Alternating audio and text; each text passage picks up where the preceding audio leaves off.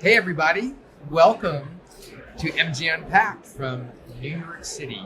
We're live here with Adriana Hemans and Keith Hoffman. We'll be joined by Ben Kennedy soon. So we're pretty excited. Yeah. What do you guys think of MG Unpacked so far? I'll let you go first, Keith. You had a momentous occasion this afternoon. Well, it's good. So yesterday was incredible. It was jam-packed. You know, I have to say that the quality of attendees at this conference has been phenomenal. Had really quality conversations across the board. And for people that aren't familiar with what MJ Unpacked is focused on, it's focused on brands, retailers, and investors. Mm-hmm. And for me personally, having a portfolio of brands, I'm always looking to meet more investors and meet other potential retail partners, as well as because we're taking our brands into other states right now.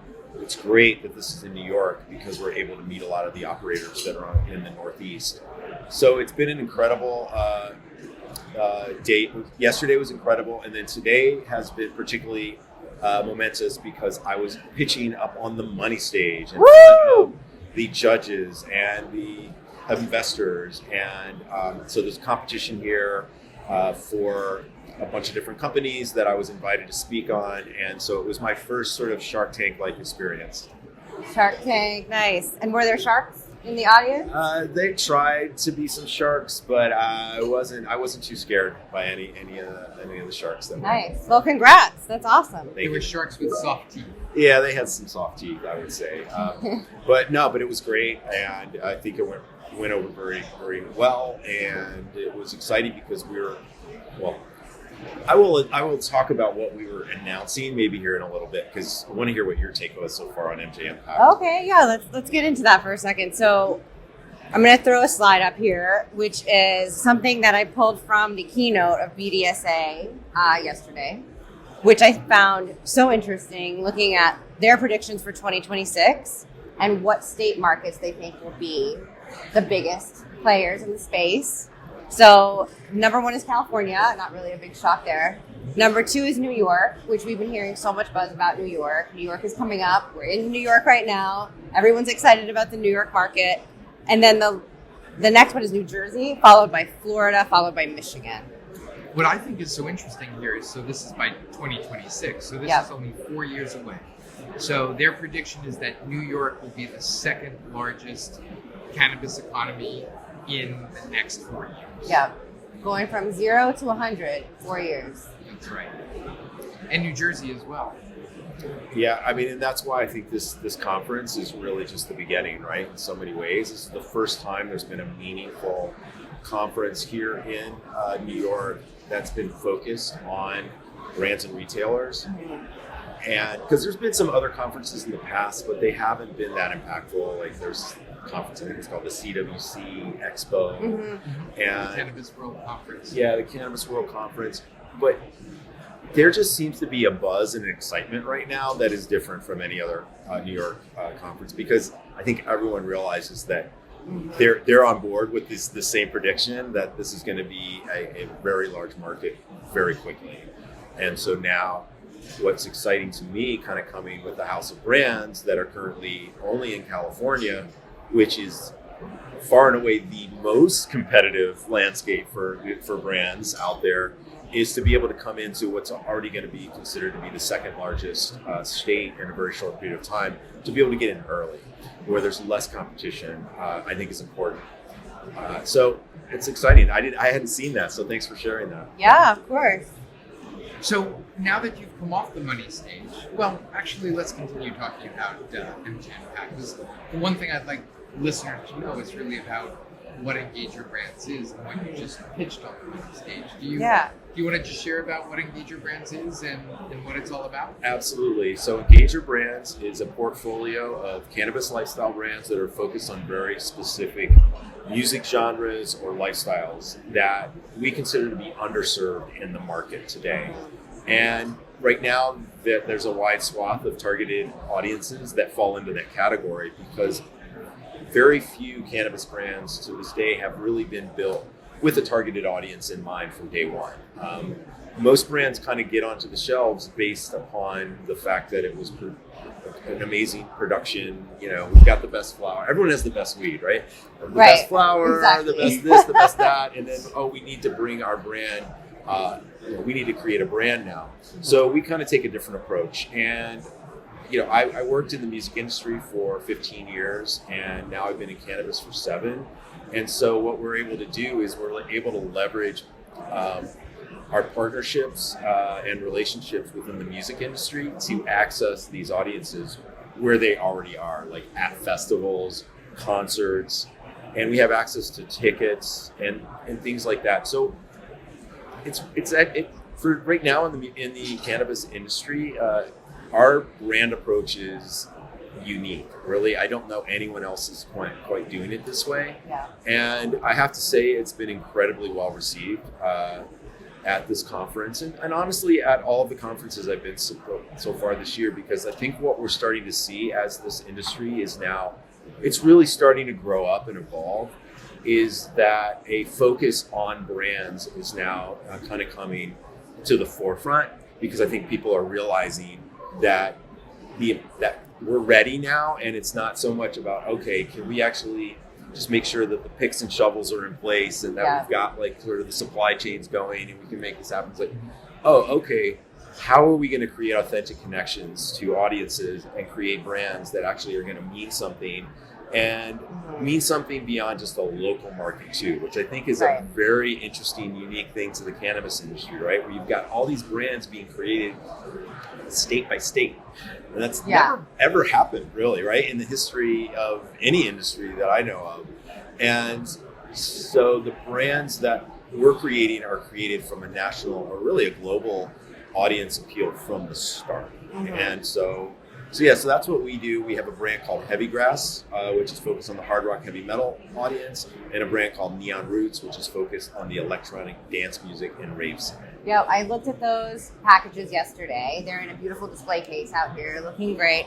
And it was really exciting to see a brand come out. I mean, you've been around for a while, but it was the first time I was seeing it. To see something that's so targeted, that's very rare, to your point. People usually come out and they're like, we ask them, who is your brand for? Like, who's your audience? And they go, anyone who smokes weed. Which maybe in 2016 that would have worked, but in 2022, not so much. I wanted to throw up this quote from George Gage, who's the organizer of this event.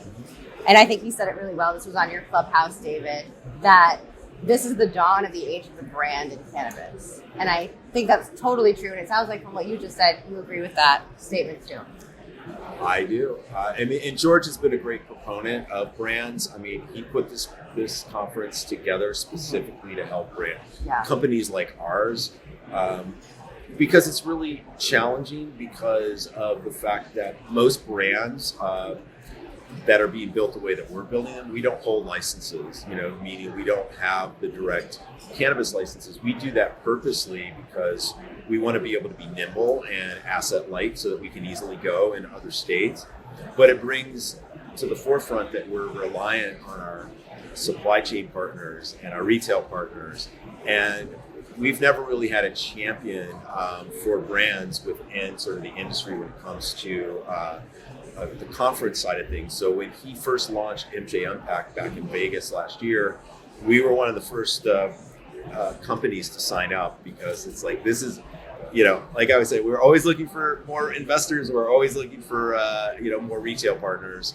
And the fact that that's what they're focused on, are those three, I think is great. And I think that's also why we're seeing so much activity. And what's interesting is, I don't know how much you follow this, but like George and Kim, Kim is his wife, who also runs the event, are not the most popular people amongst many in the industry right now, because they wouldn't let them in, because they're being very selective of who they actually allow in the doors. And that's rare, because usually, we can take more people's money, we'll just let them in. But kudos to them, because they're really staying true to their cause. Yeah. This is really specific. This event is very specific about introducing brands to investors, or investors to brands, and you just came off the money stage. So it really is about raising money and facilitating that. which is really important. You can tell they care about the brands. The brands are first because you come into the expo hall and they have these glass cases where you can see everything arranged beautifully and well lit, and the packaging and the logos and all that. It's just a different approach and a different sort of viewpoint. I think it's one that we really need at this stage. Yeah. And one thing which is important, if you talk about a brand, right? Brand starts off with a consumer and solving an issue or we're just relating to that consumer more. So the fact that you've created two brands, one for EDMers and ravers and heavy metal community, which I call riffers, right? So that's the right place to start off in creating a brand. And I think the one thing we didn't talk about here is how you meet brands how you meet consumers where they are, right? So would you mind just sharing a little bit about participating in concerts and events and being connected to the music world so deeply that you're able to bring cannabis to these events for consumers and serve it up in a way that makes sense to them? Yeah. Well, the way that they would love for it to be served up is for us to be able to offer sales and consumption on site, which unfortunately is not the case in most venues in California to this day. But what we do bring is an experience and an authentic connection. And yeah, thanks for bringing it up, because what we're doing is pretty unique. Is that we are actually going and activating directly at these festivals. So for the rock shows, we have a band that we bring. We call it Axl Rhodes, and it's a branded van. It's got like a photo booth experience in it. People love to take photos around it, and it speaks to the brand. And then by going directly and literally being inside the festivals and inside the concerts, we're immersed as part of the overall experience.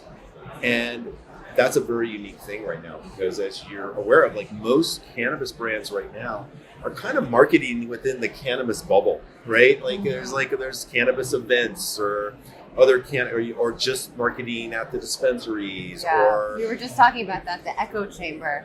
It very much is like that. And so we made a concerted decision from early on. It's like, we're going to break out of that, echo chamber, and we're going to go to where people already are. So these fans, and also quite frankly, most cannabis fans and consumers don't necessarily just consider themselves like stoners first, or Oh, totally. Right. And so let's be part of their overall experience, where cannabis is a part of it, right? But it's not all of it, right? They want to consume the products. They want to be able to have access to what they need and what they want, those occasions, those benefits, but they don't want to participate in the culture necessarily. That's secondary, or maybe not even in the top 5 for them. And also too, maybe it's that blending of where music culture and cannabis culture come together. It's not it's not so compartmentalized that this is actually that bridge. Facilitates the bridge from one to the other. Well, it's kind of interesting, because the reason that they're currently compartmentalized is fully a legal one, right? Like, because you can't have legal sales and consumption the same way that you can have alcohol sales and consumption within a venue. Now that's changing, and some of the regs are starting to evolve and change in California, and there's also some loopholes around that. But for us, it's very important for us to start from the community first, and that's at the music events. And then we will continue to layer on as much of the cannabis experience as we can as the laws start to loosen up and the regulations start to loosen up. Because that's the important place for us to start. Because if we don't establish ourselves with that authentic connection with the audience from day one, I mean, you guys know, people have a pretty strong BS detector, right? If you're not really authentically speaking to them, they're gonna call you out, and you only get one chance at a first impression. Yeah, right? Especially with Gen Z consumers, they're probably the most wary of any group about being advertised to. They spot the BS immediately. They don't want to hear your pitch. They just want to know that they can actually believe in your products and that you want to have a relationship with them, not just sell them products and speak at them. It's more organic. Right. It's interesting to see that. So just in terms of the organic component of dealing with customers and loyal customers. You announced today a registered crowd fund, which is really interesting because, we're here at MJ Unpacked. It's about the relationship and introducing investors to brands, which is great. You just did that. You did a fabulous presentation. Thank you. But now it's interesting to see. You're working at both ends against the middle. You've got investors you're speaking to, but the crowd fund, the registered crowd fund, is a really amazing way to bring the fans into the family, right? Would you tell us a little bit more about that? Yeah, absolutely. So, we're really excited to be able to do this because we are the first, house of brands and portfolio that is doing a crowd fund, and it's called a Reg CF, and we're launching the registration for it today. The official offering will be coming out within the next 2 weeks. Oh, cool. But you can check it out. It's Title 3 Funds with the number 3, title3funds.com/engager. You can go there to sign up to learn more. But the reason we're doing it, to David's point, is that because we've already established these deep relationships with the audience, it's what an incredible way to be able to say, hey, you can actually own a part of like a cannabis brand that speaks to your community, and also because, as you guys know, with the marketing background, it's very easy to go out and find these people online, right? To be able to like offer them up this offering. Sometimes it's a little trickier to find accredited investors, Right. but you can go to and find the music audience. And quite honestly, for us, like getting the word out, is also part of it too. It's like it's additional marketing, right? It brings the brand out and says, hey, you guys can invest in this, you can be a part of this.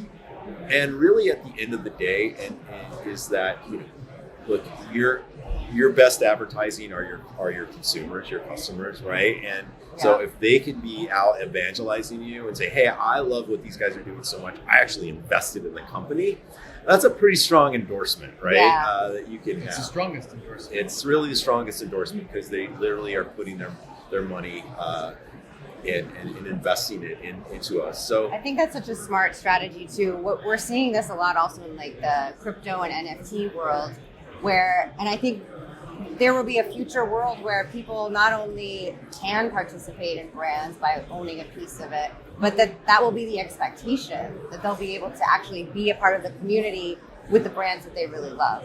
yeah, well, it's part of the whole Web3 sort of like mentality, right? Which Community-based. The community-based, where it's a lot of the rules are kind of being broken. Like I know some cannabis brands are actually using NFTs to raise money, right? Right now. So we decided though that we wanted to go with the Reg CF route, and it's going to be really fun, I think, because we're going to be able to go out and market to the directly to this audience in a different way and allow them to participate. And you know what? Hey, it also is going to hold us accountable too, right? Because it's like, hey, if these fans are putting money into this business and these brands, it's like, hey, you guys better stay true to the cause here. But I'm excited. It's in this industry right now, because it's so new, and also because we've had a lot of roadblocks when it comes to crowdfunding. There haven't been a lot of Reg CF offerings that kind of touch on cannabis. We're technically an ancillary company because we don't hold any cannabis licenses. So it was a little bit easier for us to get onto some of these platforms, but there's still a lot of roadblocks, because I do feel that, and we saw it, and this is kind of going a little bit off but there's very few places and ways that a retail investor can come in and invest in cannabis right now, right? Because you can't be publicly traded on the U.S. markets. So that's kind of what happened, why there was this huge flood of investment into Canada, because it was the only place that you could go if you're a retail investor. Unfortunately, that didn't work out so well because it's sort of overvalued. At least at the end of the day, these Canadian producers were only able to still offer their products within Canada, where there's not that many cannabis consumers at the end of the day in Canada. But I think with what's going on with crowdfunding, I think this represents another like really incredible opportunity, because a lot of institutional investors still won't touch cannabis, right? And so this is an opportunity for anyone can come in now and start to get involved and to put their money in. So we're going to be, I'm fascinated. So I'm looking forward to our launch, and there's some very, very exciting early bird specials that will be part of this launch. So if you sign up at title3funds.com/engager, and you will be the first to know about these early bird specials. And all I can say is that there will be some really cool music related things that will be part of this. Fun. That, we'll be leveraging our access to festivals and concerts and artists, that you're gonna get some pretty interesting things. Like, I don't know if you guys have seen the crowdfunds, but usually they give you, like, if you come in for this amount, you can get like this, and this. So we're adding a poster signed by the director. Right, you pay for my indie film. And so we're adding some fun stuff like that, into it. And when you talk about, while you don't have celebrities per se, celebrity brands you're creating, you do affiliate with musicians that are well known in their followings. Would you talk about that a little bit? Yeah. So great question. So we are creating an umbrella brand. And we're focused just on the target audience, right? For that brand, we purposely do not create celebrity brands, because having worked in the music industry for as long as there's a danger to that, because you're at the mercy of what that celebrity happens to do, their level of interest, which kind of goes all over the place. And then at the end of the day, like, maybe they go into rehab, or they go, there's something that like it just completely goes off brand. In the age of getting canceled, it's a risky business to have a celebrity endorser. So our model is to do artist collabs. So they fall under. So for Heavy Grass, for instance, we did an artist collab with the band Slipknot, the creative force behind the band Slipknot, which is huge multi-platinum stadium festival headliner band in the metal scene. And we have Clown Cannabis. So that is a collab brand that we've done with Clown. And we were very selective on doing it with him, because he is he's a huge believer in the power of the plant. He's really coming at it from more of a medicinal approach, which is a very important approach for him. And by doing it that way, his presence, because he doesn't endorse very many things, it has really helped, again, build up that authentic connection to the audience. So, and Clown, just for those that don't know, is the lead of Slipknot. He's the creative force. So he's not the lead singer. That's Corey Taylor, but he's for those like Slipknot. They wear the masks. He's the one that wears the clown mask, and he is like the lead sort of percussionist. And he's like, between him and Corey, they're the kind of the two sort of people that are most associated with the band. Cool. So so we've got some other collabs that will be coming out over time, but that's not really the core of what we do. It's more of sort of an ancillary thing to sort of take advantage of the fact that it kind of works well for them too, right? Because we're an authentic brand that's connecting to something that they love, so they're now able to be part of, like, hey, I want to be associated with Heavy Grass, or I want to be associated with Neon Roots, right? Because they are the cannabis brand for my people. Yeah, and it's interesting to see how that translates and how that relationship is special and authentic, but also because of your background and some of your partners, the relationships in music really go deep. So you're able to leverage those relationships, not only with Clown and Slipknot, but with others as well. Yeah, with others. And, again, because we're focused on the experiences, we're able to share those experiences with our consumers, with our fans, through ticket giveaways. We do an incredible amount of those, and it helps everyone. It helps our dispensary retail partners because it helps drive foot traffic, which is a huge thing for them. It's like how there are very few brands that are actually coming to a retailer right now and saying, hey, I actually have a program that's going to help drive traffic into your store. And it's not just price-based, like I'm going to give a discount. It's like, hey, I'm going to give away tickets to a cool show that, you know, that the only way that people can come and get access to those tickets, they have to show up and they have to register, you know, on site. And depending on how we set it up, oftentimes they'll also have to purchase a product as well. And so it really kind of works well for everyone. And I'm you know, we're starting. It's interesting because we started doing this about a year ago with the ticket giveaways, and we're starting to see more and more of it starting to come because, you know, there's a lot of, you know, oh, wait a minute, that's a really good idea. Maybe because, you know, there's nothing stopping anyone from going out and actually buying the tickets, right? And then, you know, offering them up. Part of the beauty of what we do is because of our relationships and our people that are our partners with us is we don't have to pay for the tickets. So that you know, that's a huge sort of marketing leg up, right? It gives us some defensibility, right? Because, hey, if we want to do a VIP experience, there's no one else that can do that experience because they don't have the access. If there's someone who wants to outspend us on tickets, like, God bless them, but, you know, we're getting the tickets for free, so that's helpful as well.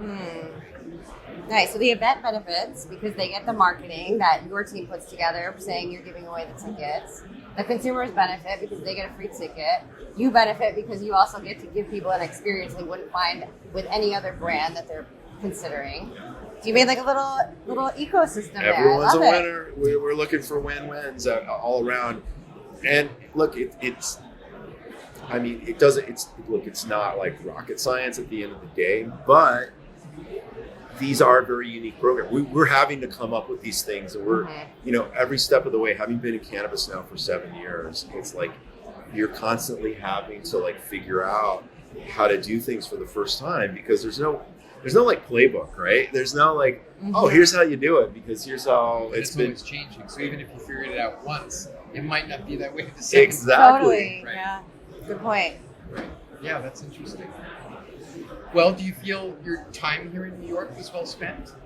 Absolutely. I'm very excited. I mean, I lived in New York for many years, and I may have shared this with you, David, before, but at my last company, Prohibited Media, we were the cannabis media partner for Advertising Week. So we ran the cannabis line of programming at Advertising Week here in New York for several years.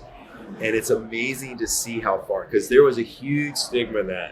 Because it's like we ran what's called the green room. It was sort of the backstage room. And it was like, well, wait a minute, what's going on with this weed stuff? It's like, oh, you guys are from California? I mean, you know, this was only like 4 or 5 years ago. But like New York is like, it's not anywhere, you know, for those of us in California or on the West Coast in general, where it's been legal for a long time, it's like, there's still a bit of a stigma here. I mean, I think I was at an event last night where we were outdoors, private event, and they kept coming and telling people that they couldn't smoke, you know? And I'm like, that would never happen in California, but there's still kind of the stigma here. But I would say it's very well, you know, time very well spent because I've been able to see this progression and evolution. And now being here at this event and seeing all of the excitement that's here and all of the people that have come out to support this industry, it really does feel like we're just at the very beginning of something very exciting for not only New York, but I think for the entire like Northeast sector of this country. Cool. It's so interesting, you know, to sort of see. Well, I'm from New York, so to come back here and to be at the Hilton during this show and to see all my brands and all my people from the West Coast coming here to present their brands, it's pretty incredible. It's all come full circle. And I got to meet David's childhood best friend last night. That's right, you did. But yeah, it's really funny. I mean, just a side note, for years, for decades at this point, you know, like I went to Amsterdam in college, and I'd always return there, and I'd always tell my friends here in New York how you can walk into a coffee shop in Amsterdam and look at a menu and purchase your cannabis, and they just didn't believe it. And then I moved from New York to Seattle, and in 2012, the I-502 law passed, and I explained to all my friends there, like, you just wouldn't believe what's going on in Seattle.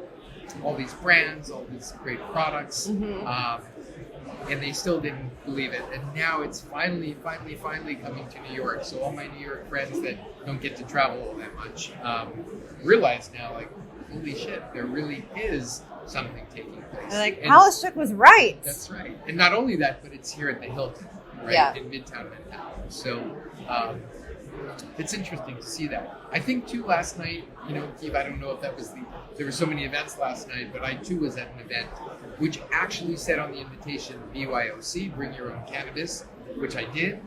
We walked into the room and we started to hang out, and we were quickly told that that was not the right spot to be consuming, that there was a rooftop, and if you wanted to do that, you should go there. So again, it's just different than on the West Coast, but interesting nonetheless, and exciting, because it's almost like we're doing it over for the first time, right? We're sort of going through it again.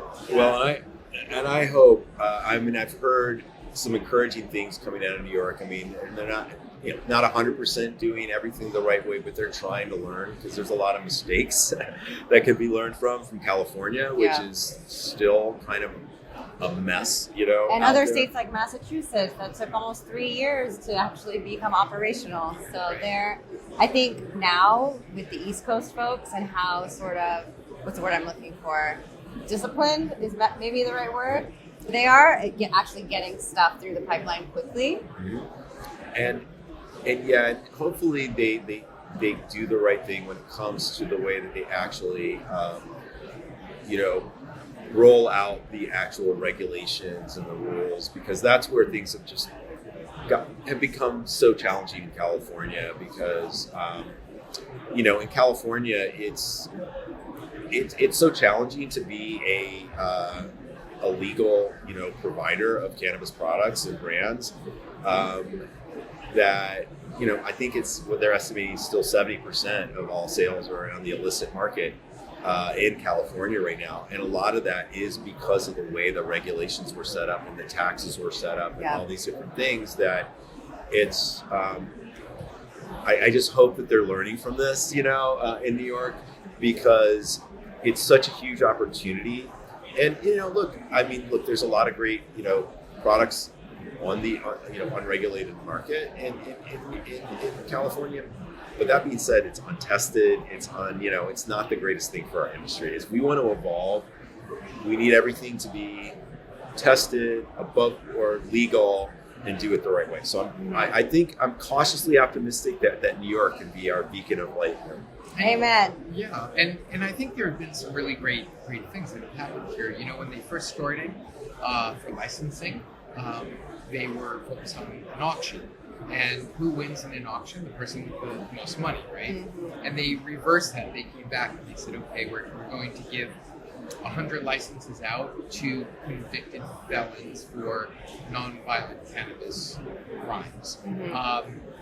And even that, that was, again, the pendulum swung the other way, which is, wait a second, are 100 non-violent cannabis felons the right people to actually run a cannabis business? They may or may not, but where they've sort of fallen in the middle now, and Adam Steinberg is involved in this, is really pairing up those convicted felons with business people. So you at least give them a skill set, the knowledge, you teach them, and you set them up for greatness, not set them up for failure.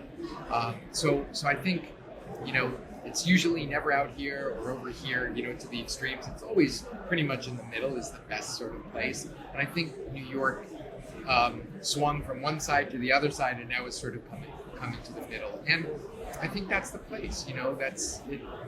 It's the right place to consider most people's perspectives on cannabis and try to work something out that works for everybody. So I hope, to your point, New York gets it right.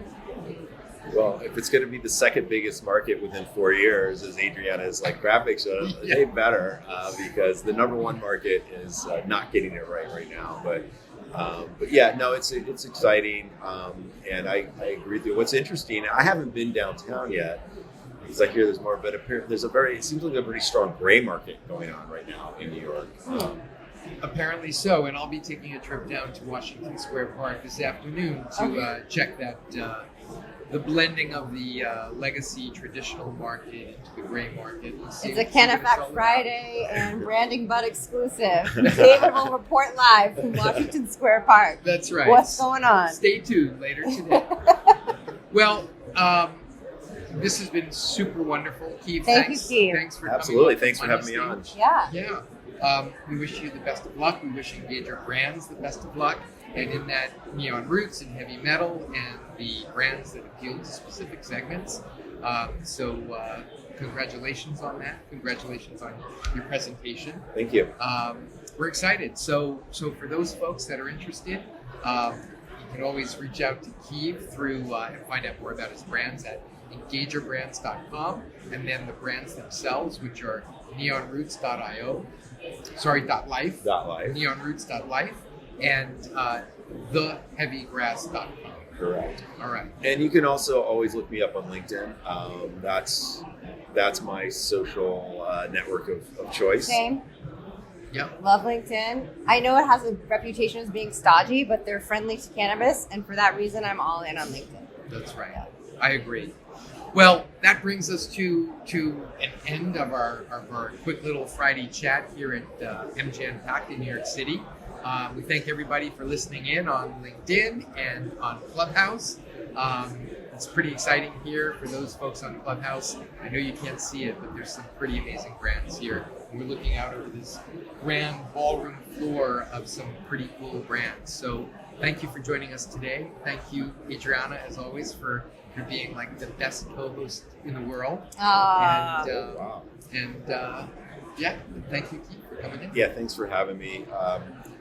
Love what you guys are doing on this podcast, and just keep up the great work on that. And just, again, it's like we need voices like yours to kind of help again educate and really sort of evangelize this industry, so that we can all kind of rise together, because there's still a long way to go, but it's very, very exciting. And so I want us to continue to bring on just really good, great, smart people to come into this industry to help us continue to do what we're doing, because it's still very early. Yeah. This is just the starting line. Yeah. Stay tuned.